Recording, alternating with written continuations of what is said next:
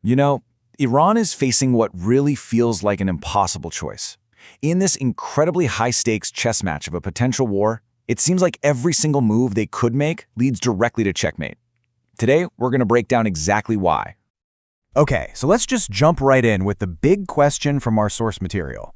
If war feels like it's coming no matter what, why on earth wouldn't Iran try to get the first punch in?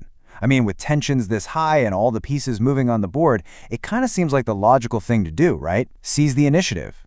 But the reality is so much more complicated. And the answer? Well, it's brutally simple.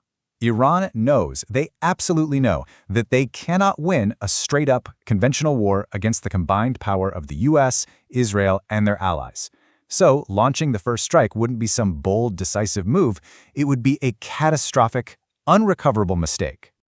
A preemptive attack just fails on every level. First off, there's just no way they could land a knockout blow that would actually cripple their opponents. That guarantees a devastating response. Second, they'd immediately lose the moral high ground. Suddenly, they're not the victim anymore, they're the aggressor. That's a huge political loss. They'd also have to use their best, most powerful weapons right at the very start, leaving them with nothing in the tank. And finally, it would instantly silence any anti-war voices in the West and unite everyone against them. It's a losing move from every angle. So, to really get why a first strike is just a non-starter, you have to appreciate the sheer scale of the military imbalance here. This is a true David versus Goliath fight, and that single fact shapes Iran's entire strategy. You see, they're not planning to win a war, they're planning to survive one, by making it so incredibly painful for any attacker that they might just give up.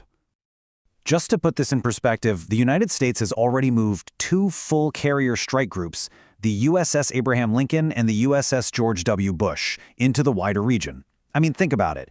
Each one of these is basically a floating city, a fortress at sea, projecting an incredible amount of American power. And the firepower they're bringing is just staggering. We're talking about the latest stealth fighters that can just waltz past Iranian radar, a storm of cruise missiles that can hit targets with pinpoint accuracy from hundreds of miles away, and even specialized bunker buster bombs designed to obliterate facilities buried deep underground. And backing all of this up is a huge support network from European allies providing intelligence and bases. And it's not just about the offense they're up against. Look at the defense they'd have to punch through. Any missile Iran launches has to survive this brutal gauntlet. Think of it like a sports defense. You've got the THAAD system way out there, playing goalie high up in the atmosphere. Then you've got Patriot missile batteries on the ground, acting as your linebackers. And finally, a whole screen of naval destroyers protecting the carriers like a last line of defense. It's incredibly tough to score. So when you look at the whole picture, the gap in military might is it's huge. This isn't about Iran winning. Their whole strategic game is based on survival. It's about how to make a potential war so costly and so bloody for the attacker that it's just not worth it. That's their only real play. Okay, so that brutal military reality, it backs Iran into another corner, another impossible choice.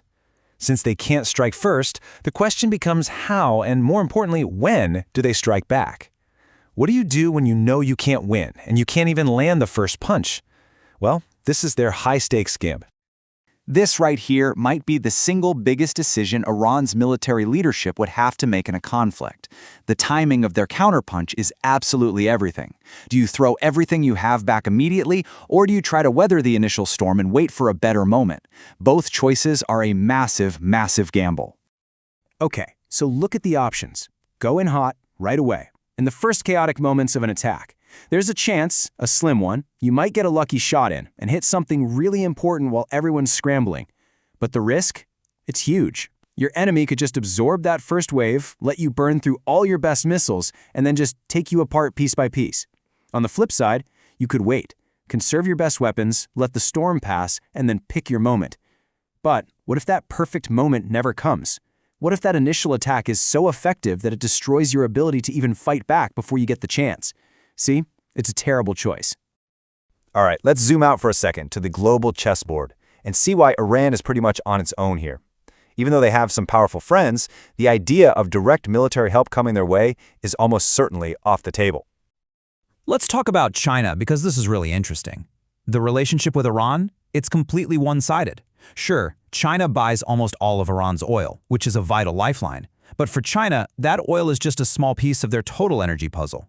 So Beijing has absolutely no reason to risk a massive war with the US to save a partner who, frankly, needs them way more than they need Iran. And it's not just China. Look around the region. Russia is completely bogged down in Ukraine. They simply don't have the bandwidth for another huge conflict. Even Iran's neighbors, like Saudi Arabia and the UAE, are doing everything they can to stay out of it, terrified of getting caught in the crossfire. So yeah, China and Russia might have helped Iran restock its missile supply, but that's where the help stops. No one is sending their own soldiers into this fight.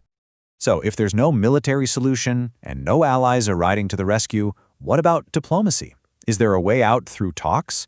Well, that road looks pretty blocked too. The West has laid out a list of demands that, from where Iran is sitting, look a lot like terms of unconditional surrender. And when you look at what the West is demanding, you can see why. These are absolute deal breakers for Tehran. They're being asked to completely give up their nuclear program, hand over all their enriched uranium, gut their missile program, which is their main deterrent, and abandon their regional allies. For the regime, agreeing to this would be a total strategic surrender, leaving them feeling completely defenseless. And that's why so many people think the diplomatic path is already closed. So that's where we are. This is the final, sobering takeaway. Striking first is suicide. Waiting to be attacked forces you into a gambler's choice about when to hit back. Your powerful friends aren't going to save you, and the demands for a peaceful way out are impossible to accept. The real question here isn't about how Iran can win. It's whether there is any move left on the board, for anyone, that doesn't lead to a total catastrophe.